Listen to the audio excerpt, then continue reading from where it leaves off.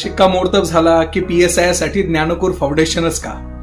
मागच्या वर्षी जे काही आपलं UPSC PYQ अनालिसिसचं पुस्तक पब्लिश झालं तर त्याच्यामध्ये मी काही एक्स्ट्रा इन्फॉर्मेशन ही पण ऍड केली होती. तर डिरेक्टली त्या इन्फॉर्मेशन्स आज तुमच्या असलेल्या पेपरमध्ये रिफ्लेक्ट झालेली आहे. मग जसं की फॉर एक्झाम्पल पहिला क्वेश्चन होता तर त्याच्यामध्ये बिहेवियरल अप्रोच बद्दल भाष्य केलेलं आहे. तर हे बिहेवियरल अप्रोच मी तुम्हाला इथं मेन्शन केलंय. क्वेश्चन 1 मधला लिबरल पर्स्पेक्टिव्ह ऑफ स्टेट जो आहे तर त्याच्याबद्दल असलेली पूर्ण माहिती याच्यामध्ये दिलेली आहे.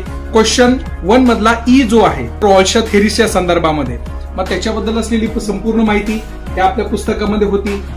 क्वेश्चन C मध्ये लेजिटिमसीचा जो आहे ऍज इट इज याच्यामध्ये आहे. क्वेश्चन क्रमांक 4 जो आहे त्या अफर्मेटिव्ह ऍक्शनच्या संदर्भामध्ये पण ही माहिती ऑलरेडी आहे.